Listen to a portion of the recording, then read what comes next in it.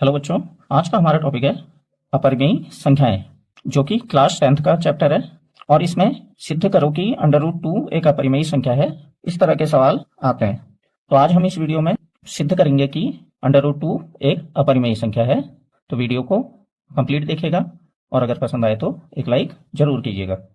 तो चलिए शुरू करते हैं आज का वीडियो। तो हमने सिद्ध करना है √2 एक अपरिमेयी संख्या है। तो इस प्रकार के सवालों में हम पहले मान लेते हैं कि √2 एक परिमेयी संख्या है। माना √2 एक परिमेयी संख्या है। हमने ऐसा इसलिए माना, अगर हम इसको गलत सिद्ध कर देंगे कि √2 एक परिमेयी संख्या है तो यह खुद ब खुद सिद्ध हो जाएगा कि √2 एक अपरिमेयी संख्या है।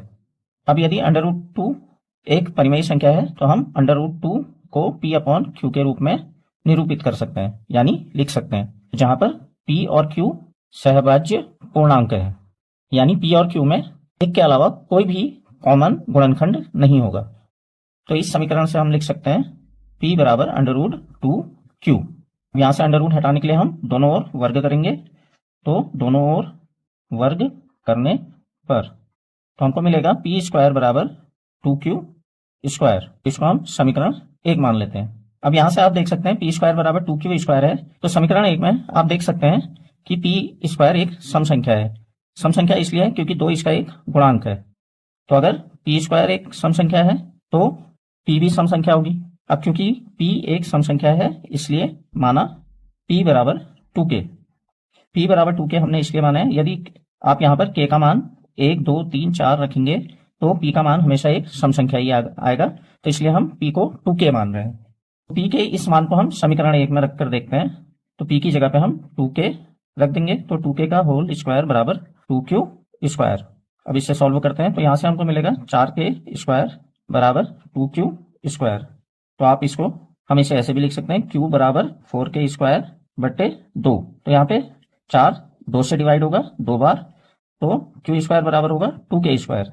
यहाँ पर इसे हम समीकरण 2 मान लेते हैं। तो आप इसमें देख सकते हैं तो Q² बराबर भी क्या है, 2K², यानी Q² भी एक सम संख्या है। अब यदि Q² एक सम संख्या है तो Q भी सम संख्या होगी। हम कह सकते हैं कि P और Q दोनों सम संख्याएं हैं।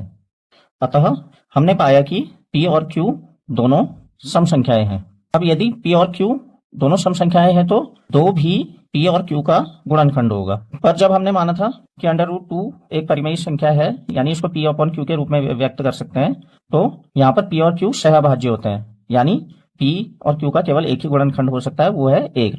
पर यहाँ पर हमने देखा कि 2 भी P और Q का गुणनखंड है, यानी जो हमारी धारणा थी कि √2 एक परिमेयी संख्या है वह बिल्कुल गलत है।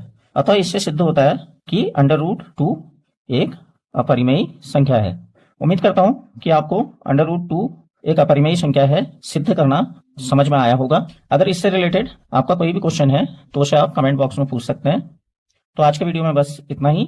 Please like, share and subscribe my YouTube channel. Thanks for watching.